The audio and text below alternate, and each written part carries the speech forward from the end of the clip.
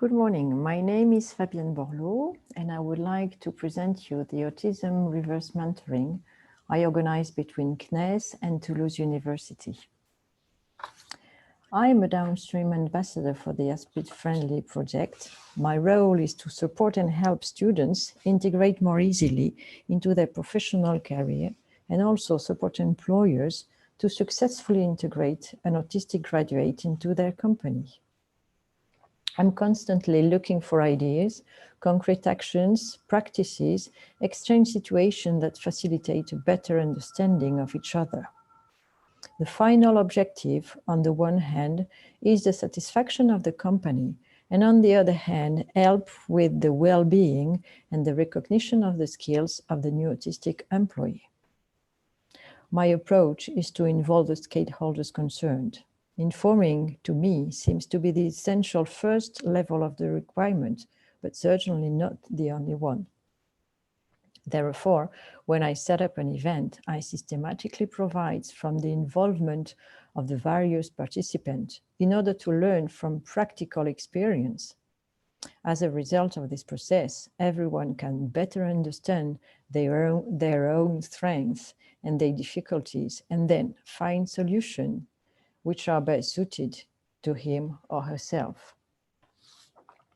So, reverse mentoring, what is it about exactly? Reverse mentoring, and especially in this case, is a meeting between an inexperienced person, the mentee, and an expert of his field, the mentor. It allows the first to gain confidence, to communicate and convey messages, and then the other one can understand and therefore better adapt.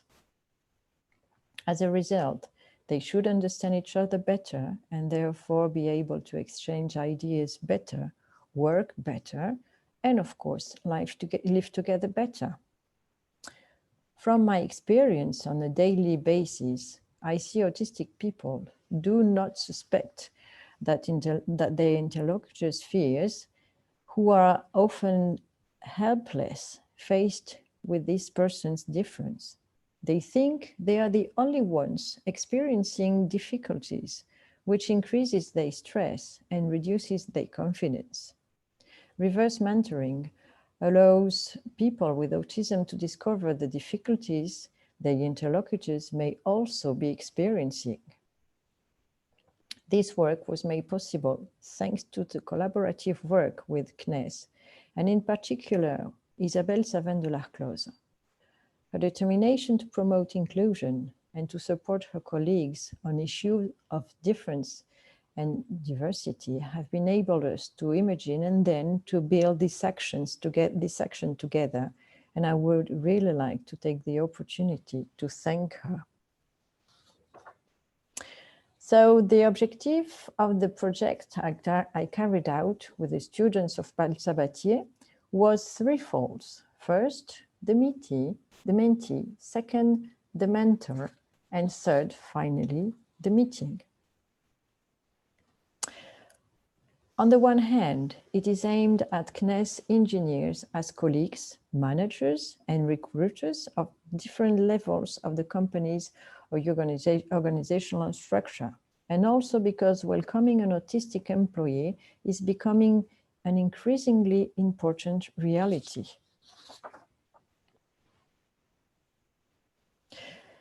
On the other hand, the students at Paul Sabatier University are destined for largely more scientific professions. They are certainly there for potential candidates for CNES, but also for any other similar company, not only for its areas of expertise, but also for its structure. Also, I wanted the students themselves to be the main players in this discussion of specific issues of autism with the CNES staff. Who is better than the students themselves to help managers or recruiters understand their differences, their difficulties, their will to succeed, the extent of their daily efforts?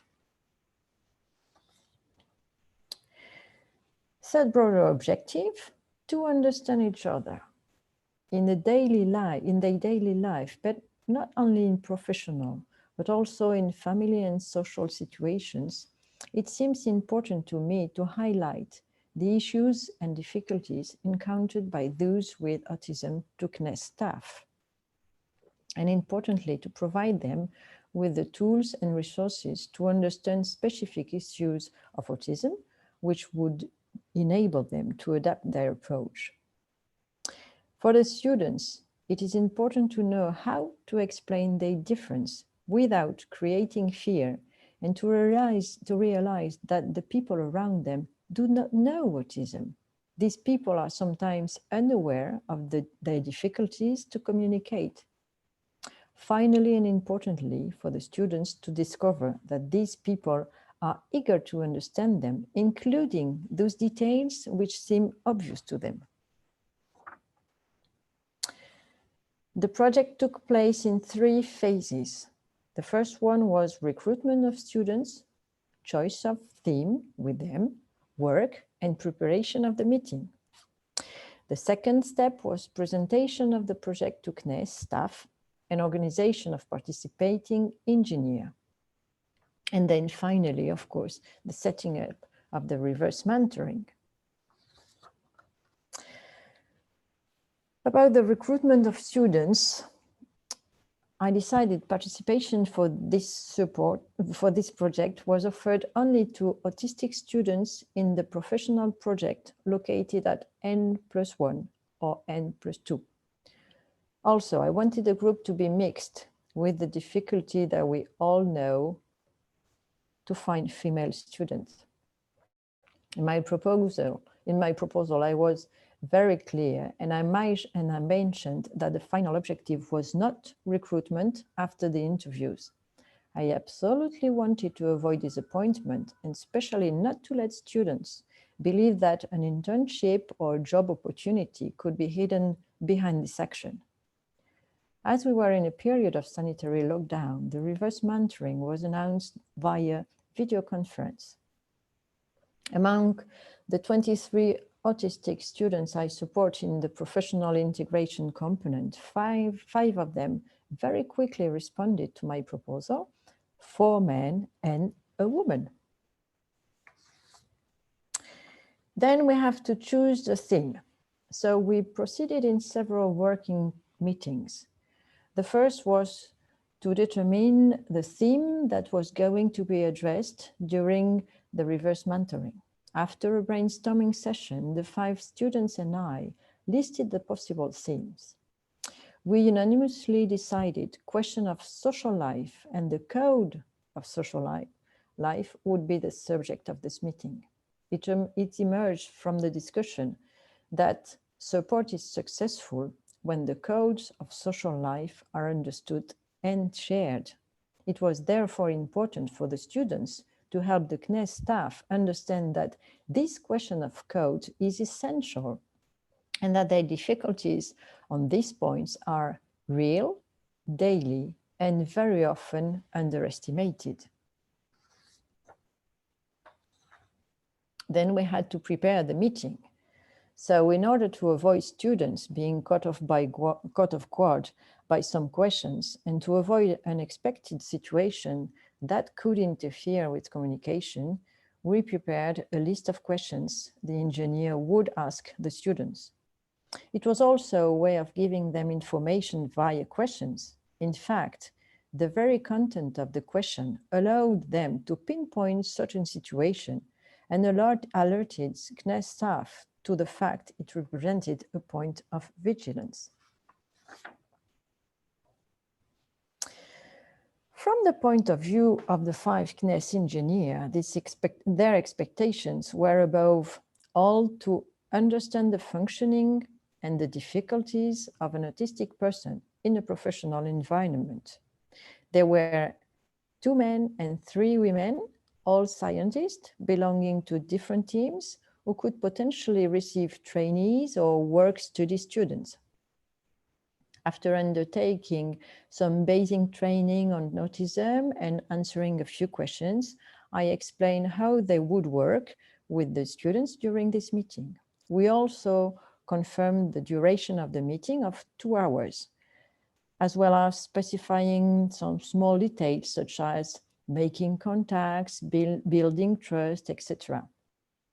I showed them the questions they would have to answer, explaining the reasons why they were already prepared. In a way, it was also easier for them to have a base of questions. With Isabelle, my colleague from CNES, we decided on pairings according to the personalities of the students on one hand and the engineers on the other hand. It was important to try to find some basic similarities based on what we knew about each of the participants. So how did the meeting go? The method adopted was therefore video conference. Each student had a meeting on a link of his own. Each of the participants organized themselves to be in the most favorable position, a good connection, a calm place, and above all, a strong desire to exchange. As agreed with them, I did not attend any of the interviews. It was very important that the exchanges were free and not listened, as natural as possible. At the end, the conclusion of the students was very positive. First, they all greatly appreciated the quality of the exchange with their engineers. Second, some of them feared at the beginning that the duration of 2 hours would be a bit long, but in the end, they all found this time went very quickly. Third, they had the feeling of having a real communication with their interlocutor. This is very unusual for my students. They also found, in the fourth point, it was very interesting to be aware of the questions that an ordinary person who does not know autism might have. They realized that this incomprehension very often leads to inappropriate behavior with regard to autism. For their part, the engineers were very stressed and very excited at the same time. Their conclusions were very positive. They learned a lot from this exchange. They understood certain communication mechanisms, the essential issue of codes of social life, and of course, the impact of these codes. As the level of communication and exchange was of high quality, they felt comfortable to address other issues other than the one we had prepared. For example, they talked about hobbies, sport, projects, books, etc. Actually, trust was established, the codes were very well defined, so the context was sufficiently well defined for the students to feel able to answer this unprepared question. We can say the result exceeded the targets. So now, what will happen? Initially, we planned to have a return meeting in June, face-to-face, outdoors in the green space of university. The objective was to strengthen the first step of communication around social code.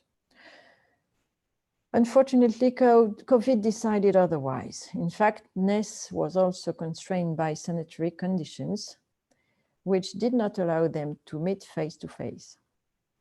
So we had to cancel the second step, and now we want to delay it in 22. So what are the plans? We plan to repeat this very positive experience in 22 by maintaining this first video conference meeting and the second face-to-face meeting, of course. It will certainly be supplemented by a greater awareness of the staff, but also by a conference with Joseph Chovanec, and we would like to organize this one before the end of the year. So I'm about to finish this presentation, so I would like to thank again CNES and Isabelle Savin de l'Arclos, but also to thank my young mentors, Aubin, Brian, Fabien, Nadège, and Thomas, who agreed during this experience. Also, Hervé, Julie, Isabelle, Marie, and Pierre, the mentees. I would like to thank Suzanne Craig, and also I would like to thank you for listening to me.